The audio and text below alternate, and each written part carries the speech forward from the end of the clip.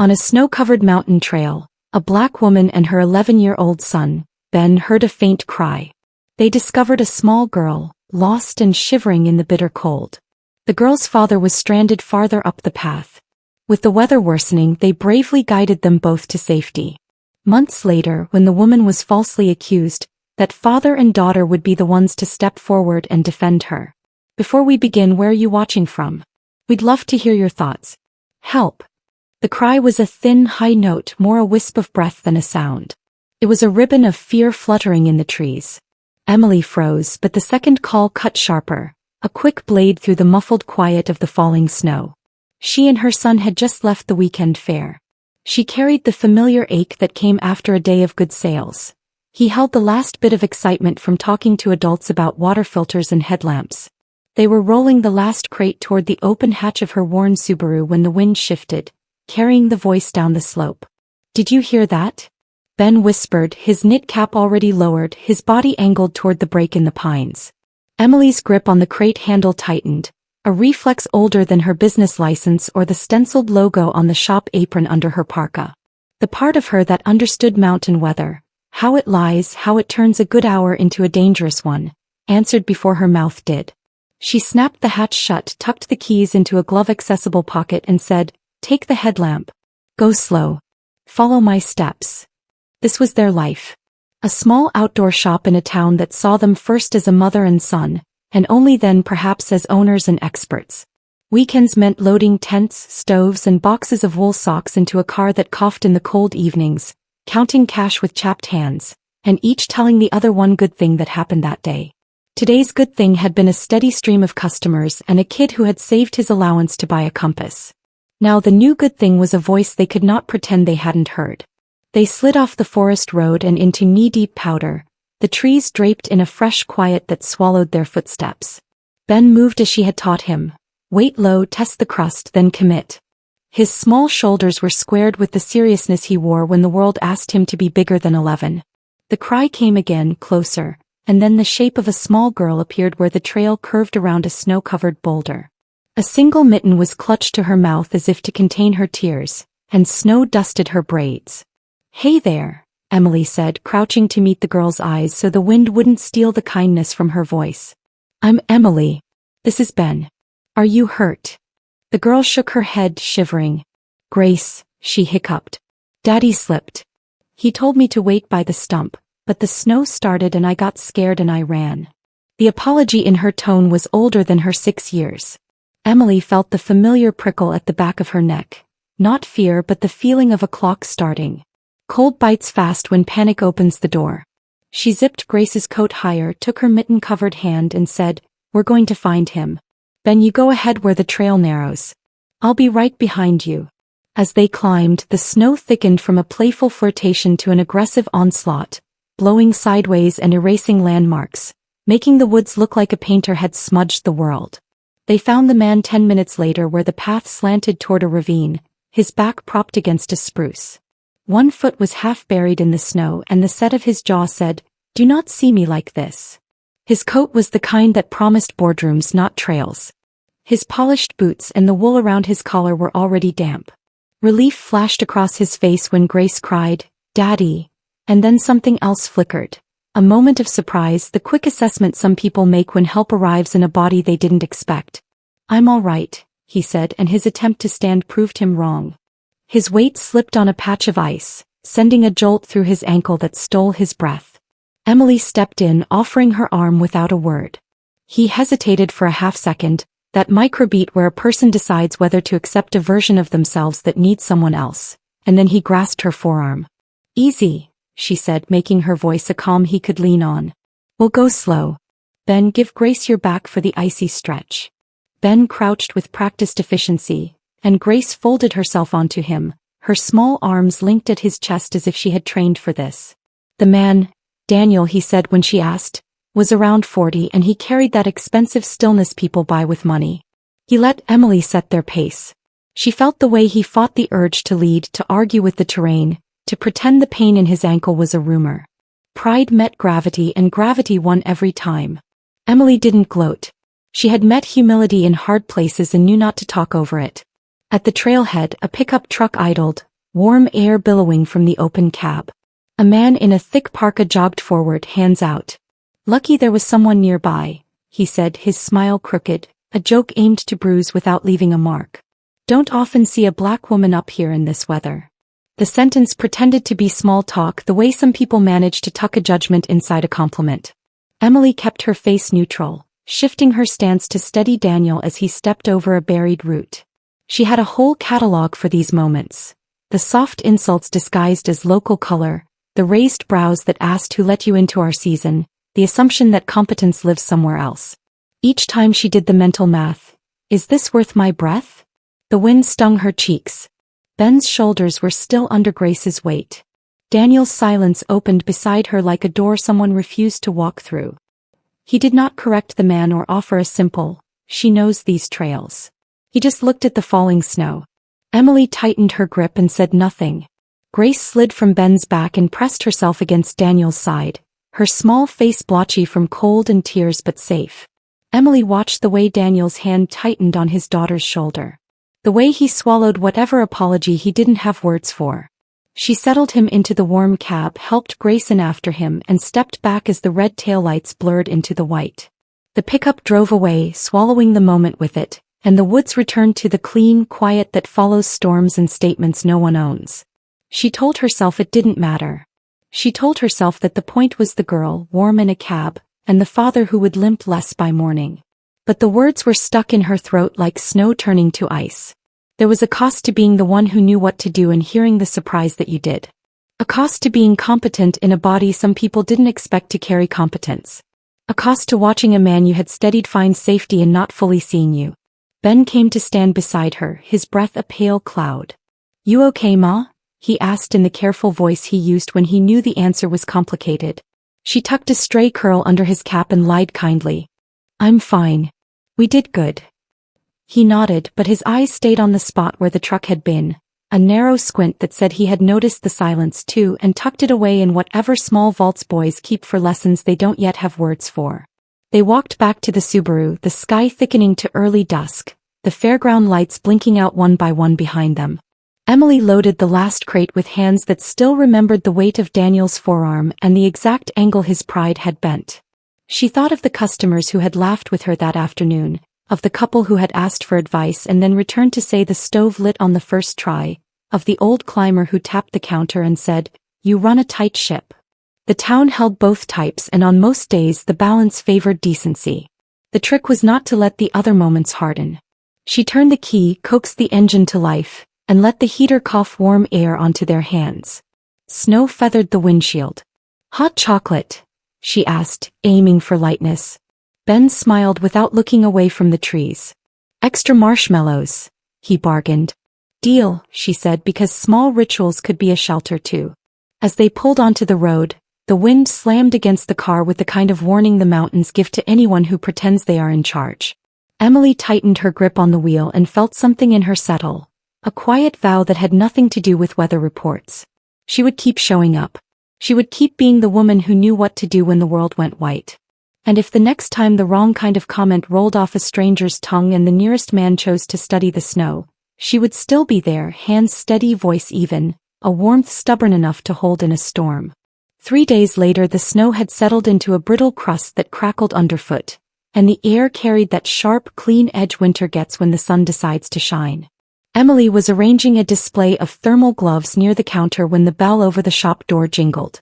Grace slipped inside first, cheeks pink from the cold, a small knit scarf clutched in her hands. Daniel followed, tall enough to make the shop feel smaller. His coat was the kind that cost more than her monthly rent. He nodded, a restrained, polite gesture. "We came to say thank you," he said, glancing toward Grace. The little girl smiled shyly before drifting toward the shelves of children's gear. Daniel set a small bag on the counter. "Items for Grace," he explained, "to make her next hike more comfortable." Emily wrapped the purchases neatly, her fingers working while she noticed how his gaze moved around the shop. Over the worn pine floors, the shelves stocked with both high-end backpacks and modest camping stoves.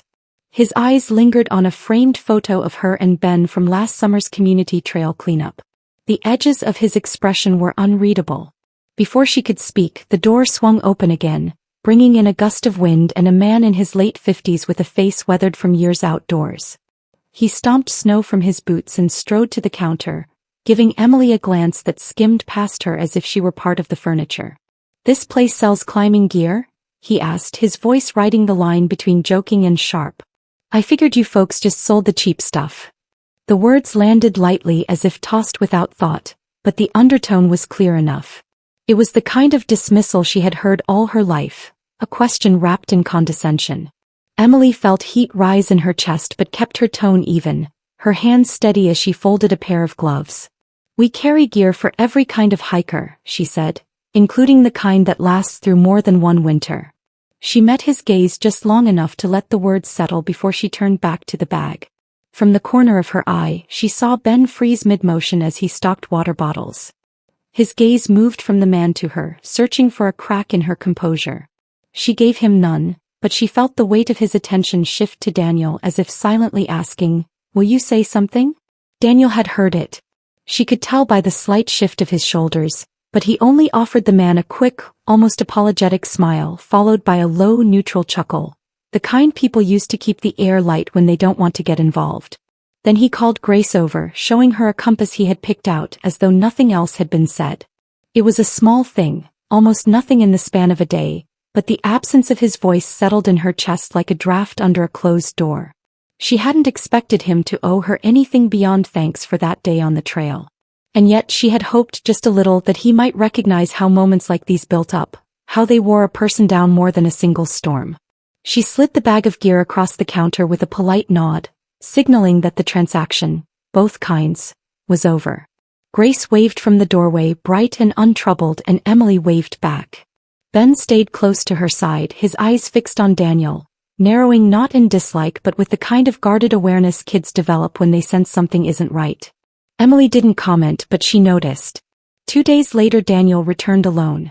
The snow was falling lightly again, softening the edges of the road outside. He stepped in with purpose, asking about a replacement part for his tent poles and whether there was a safer route up to the ridge for early spring. Emily traced a route on the map spread across the counter, pointing to where the ice lingered longest and where the wind cut hardest. He listened, nodding, typing quick notes into his phone. He never mentioned the awkwardness from the other day, never acknowledged what she had seen in his silence. The distance was still there, polite, cool, intact. When he left, the bell over the door jingled, and the shop felt quieter than it had all morning. Emily stood for a moment with her hands resting on the map, the weight of unsaid things pressing against her palms. Some storms didn't break in a single day. Outside, Daniel paused before getting into his SUV, glancing back through the frosted glass. Inside, Ben was stacking boxes, his hands busy, but his eyes tracking the man until he drove away. It was just a flicker, but Emily caught it. A silent agreement between mother and son that they were paying attention, even when others weren't. The wind was already sharpening by the time Emily locked the shop that afternoon, the kind of dry, stinging gust that scraped across exposed skin like sandpaper. The forecast had promised nothing more than flurries, but the mountains had a habit of turning small warnings into real trouble. She had barely slid into the warmth of her truck when her phone buzzed. An alert from the local rescue network. School field trips stranded on the ridge. Snow moving in fast. She didn't have to read the roster to know Grace was up there. By the time she reached the rescue center, the air was thick with urgency. Volunteers moved like clockwork, hauling ropes, first aid kits, and insulated blankets. Radios crackled with coordinates. The place smelled of damp wool, wet leather, and cold metal. Emily had just shouldered her pack when she spotted him. Daniel, standing at the map table, jaw set, voice low and clipped as he spoke with the coordinator. When he looked up, the usual polite distance in his eyes was gone. What replaced it was raw, unguarded concern. "She's in the group," he said, as though Emily didn't already know. The plan was simple. Daniel with the West Trail team, Emily with the North. But the West team was short a person, and when assignments were shuffled, their names landed side by side. Neither argued. This wasn't the time for pride. They stepped into the storm just as the snow began to thicken into heavy, wet flakes that clung to eyelashes and filled every crease in their clothing. Emily took the lead, her boots crunching over ice-hidden roots, her headlamp casting a pale tunnel of light through the swirling dark. Daniel stayed close, his breath fogging in short bursts. Words were useless against the howl of the wind, but Emily read the rhythm of his steps. Steady, deliberate, determined. 30 minutes in, the trail narrowed along a steep slope where drifts had swallowed the path to knee-deep. Emily moved ahead, testing each foothold, calling back for him to follow in her tracks. She had just rounded a bend when she heard it. A quick skid, the hollow thump of a body hitting hard snow. She spun, heart-kicking. Daniel was half on his side, one arm out for balance, his face tight with pain. She was at his side in seconds, kneeling in the drift. Ankle, he ground out. She stripped off a glove, pressing lightly at the joint until she felt the swelling begin to rise. Not broken but bad enough. Can you walk? A sharp nod. Then we move. She ducked under his arm, taking part of his weight without ceremony. The storm closed around them, turning the world into a white tunnel where time thinned and steps were counted in breath and the scrape of boots. Then, faint under the roar, came high-pitched voices, thin but alive. Emily pushed harder, Daniel matching her pace despite the limp, until shadowed shapes took form. 5 children huddled close, their teacher pale, hands trembling against the cold. Grace's eyes lit wide when she saw them. She stumbled forward, burying herself in her father's arms. He held her like he never meant to let go, but even from where Emily stood, the relief in him was palpable. They moved fast. Emily counted heads, checked for frostbite, organized the order of descent. Ben, already with her team, stepped up when she told him to take Grace. Without hesitation he crouched low, letting her climb onto his back, adjusting the straps of her pack so it wouldn't slide. Hold on, he told her, his voice calm and sure, the kind of steady that made Emily's chest ache with pride. One boy lagged behind, his legs locking with cold. Daniel didn't pause. Come here, buddy, he said, lowering himself enough to scoop the child into his arms. His jaw tightened with each step, but he didn't set the boy down until the trail widened and leveled long after the worst of the descent. The lights of the rescue center finally flickered through the storm, a warm promise in the dark. Inside, the heat hit them in a wave, the air loud with voices, boots thudding, and the rustle of blankets being wrapped around shivering shoulders. Emily shrugged off her pack, every muscle trembling with exhaustion. When she looked up, Daniel was watching her, not with guarded politeness, not with the cool reserve she had grown used to, but with something clear and unshaken. Respect, he said. Thank you. His voice was low but certain. This time Emily believed him. The snow from the storm had long since sunk into gray slush along the roadside when the trouble began. It had been a week since the rescue, enough time for the urgency of that night to fade into a neat story for others. But for Emily, the memory was still raw when her phone buzzed with a message from her neighbor. Have you seen this? She tapped the link and grainy, shaky footage filled her screen. Someone's cell phone video from the blizzard. In the white-out haze, she could just make out her own figure moving toward a cluster of children. The caption burned into her eyes. Local rescuer prioritizes her own child in school trip emergency. Other children left waiting. Her pulse quickened. She watched again. The edit made it look like she had gone straight to Ben, ignoring the others. Her movement was slowed and framed with ominous music. The truth, that Ben had been closest when she reached the group, that she had followed the rescue plan exactly, was buried under angles and pauses designed to tell another story. Her stomach tightened into a knot hard enough to hurt. By afternoon, the consequences were already circling. An email from the outfitter who had placed a large seasonal order. We'll have to cancel for now, given recent concerns. A voicemail from the Regional Outdoor Fair Committee. We've decided to go in a different direction this year. And maybe worst of all, the shift on the street. People who once stopped to chat in her shop window now crossed to the other side without looking in, their eyes fixed on the pavement. When Ben came in from school, his cheeks were flushed from the cold, but his eyes carried a different heat. I heard kids talking about you, he said, his voice shaking between anger and confusion. They said you only cared about me. That's not true. Why would they say that? Emily knelt so she could meet his gaze, brushing the damp from his hair. Because sometimes people believe what's easiest, not what's right, she said softly. He clenched his fists, his small knuckles whitening, but his shoulders sank. What good was the truth when the lie was louder?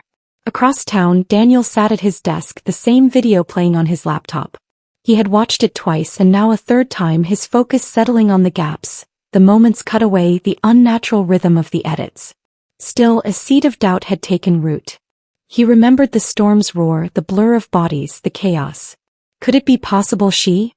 He closed the screen, telling himself it wasn't his place to judge. That evening, as he tucked Grace into bed, she tilted her head. "Daddy, is it true? Did Miss Emily do something wrong?" Her voice was small but steady, braced for an answer she might not want. Daniel sat on the edge of the bed, smoothing her blanket. "Sometimes grown-ups make mistakes," he said carefully. "And sometimes people see things differently." It was a safe answer, too safe. Grace studied him, her brows pulling tight in a way that reminded him of her mother when she was unconvinced. Daniel kissed her forehead and left the room, but the question trailed him down the hallway, pressing against the part of him that still remembered Emily's face in the storm. Focused, unflinching. Not the kind of expression you fake. Still, the video lodged in his thoughts like a stone in his shoe. Small, irritating, impossible to ignore. Ben, meanwhile, carried his anger to school. In the hallway, he overheard the rumors tossed like casual snowballs. Kids repeating the captions as though they were fact. He wanted to shout them down, to tell them what really happened. But what proof did he have? All he could do was watch his mother keep her chin up while the air around her seemed too cool. People leaning away as if she carried something contagious. At the shop, the silence was its own kind of weather. The bell over the door hardly stirred all day. Emily worked in the back, mending straps on an old pack, her hands moving automatically, her mind circling the empty hours. She had weathered hard seasons before. Tight finances, slow winters. But this was different. This was not the cold of ice or wind. This was the cold of people turning away. And somewhere inside that quiet, Daniel stayed away too. No visits, no calls, just absence. An absence heavy enough to say more than any words could. Grace was unusually quiet over breakfast, pushing small pieces of toast across her plate while Daniel scanned headlines on his phone. The steady clink of her spoon against the plate finally made him look up. "Daddy," she began, hesitant but steady. "One of my friends said her dad has the whole video from the snowstorm. He was there. He filmed everything. He said Miss Emily was helping all the kids, not just me." Her eyes lifted to his, carrying an urgency that didn't fit her small frame. "Can we get it?" Daniel set the phone down slowly. "Grace," he started, but she leaned forward, her voice gaining speed. "Ben and I could ask her. We could find out if she still has it." The her was the friend's mother, a woman Daniel barely knew. Before he could shape an answer, Grace was already sliding off her chair, calling to Ben in the hall. Daniel heard the sound of boots being laced. His gut tightened. He recognized that tone in Grace's voice, the one that meant she had already decided. By the time he caught up with them, they were halfway down the block, Grace's mittened hand hooked around Ben's wrist. "Where exactly do you think you're going?" His voice cut through the cold air sharper than he meant. Grace stopped, startled, but Ben shifted subtly in front of her. His voice was tight. "We're going to ask for the video. People need to see the truth." The truth. The word landed heavier than Daniel expected. He wanted to send them home to close this off, but instead he heard himself ask, "Do you even know if it exists?" Grace nodded quickly. "He said his dad didn't post it because no one asked, but it's all there." Her breath rose in small white clouds. Something in her conviction stopped him. "Fine," he said at last. "I'll come with you." The friend's house was modest, warm light spilling from the windows into the fading day. Inside, the father led them to a small office cluttered with books, maps and camera gear. Without much preamble, he pulled up the file. The footage opened on chaos, snow whipping sideways, voices shouting through the white. Then Emily appeared, her body bent into the wind, pulling one child toward safety, then another. She moved with precision, scanning the drifts for movement, her voice calm even when urgency hummed in the air. Ben came last simply because he was farther down the slope. The order was pure circumstance, not choice. Daniel leaned closer, watching it twice. There were no cuts, no music, no insinuations, just a woman doing her job, protecting every child she could reach. His jaw tightened, not with doubt this time, but with shame. He had let silence speak for him when he should have spoken. "Can I get a copy?" he asked quietly. The man nodded, transferring the file to a drive. Back home, Daniel sat at his desk long after the kids had drifted to the kitchen for cocoa. The cursor blinked on his email. The file was already attached, addressed to the local news. His finger hovered over the mouse.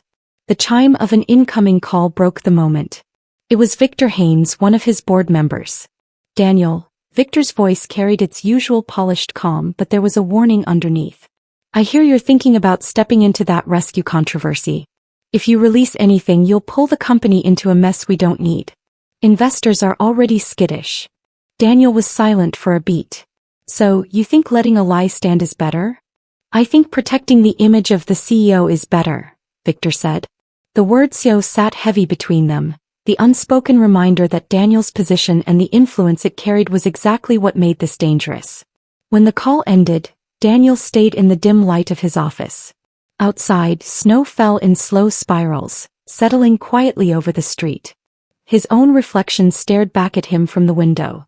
A man with every reason to look away and every tool to make a difference. He thought of Grace's question, of Ben stepping in front of her without hesitation, of Emily in the storm, steady and unshaken when everyone else faltered. He clicked send. The file left his outbox, small in size but heavy with consequence. And for the first time in weeks, the quiet around him didn't feel like avoidance. Felt like resolve. Whatever storm came next, he would meet it head-on. The morning the full video went live, Emily was restocking the shelves behind the counter when the door to her shop swung open. The bell jingled and Daniel stepped in with Grace at his side. There was no hesitation this time, no careful distance in his voice. He walked straight to the counter, removed his gloves and met her eyes. Emily, he said, his voice steady but edged with something softer. I owe you an apology. Not the kind you say because it's expected, but the kind that admits you were wrong in every way that mattered. Grace's small hand slipped into Emily's as if to seal the words. He explained that his company was launching a survival skills program for local schools, fully funded, and that he wanted her to lead it. You've proven you know how to prepare people for what the wilderness can throw at them, he said, and you've shown me more about leadership than I've learned in years. Emily studied his face for a moment before nodding once. If it's for the kids, I'm in, she replied. 2 weeks later, the town hall was packed for the launch event. Snow crunched under boots outside, but inside the air buzzed with conversation and the scent of fresh pine from the winter decorations. Daniel stood at the podium, the company banner behind him. When he introduced Emily, he didn't just list her qualifications. He told the story of the storm, of the day on the trail, of the moments when she chose action over hesitation. I stood by in silence once, he said, glancing at the crowd. But I won't make that mistake again. This community owes her more than we can measure. Applause swelled and Emily stepped forward, her voice clear as she spoke about the program and her hope for the next generation to meet the wilderness with skill and respect. Near the back, a man in a worn leather jacket shifted awkwardly. It was the same customer who had once sneered at her store, questioning whether she sold real gear. When the crowd began to disperse, he approached with an uneasy smile. My son's going on a school trip, he said. Thought maybe you could help us pick the right pack. Emily's hands moved confidently over the shelves, explaining weight distribution and weatherproofing as if nothing had ever passed between them. Outside, the late afternoon sun glinted on the snow, and the street seemed quieter, as though the town itself had taken a deep breath. Daniel watched Emily with the customer, Grace tugging gently at his sleeve. See, she whispered. Told you she was the real deal. Daniel smiled. Not the polite one he had worn for years, but the kind that came from a place finally cleared of doubt. The circle had closed, but something told him it was also just the beginning. Join us to share meaningful stories by hitting the like and subscribe buttons. Don't forget to turn on the notification bell to start your day with profound lessons and heartfelt empathy.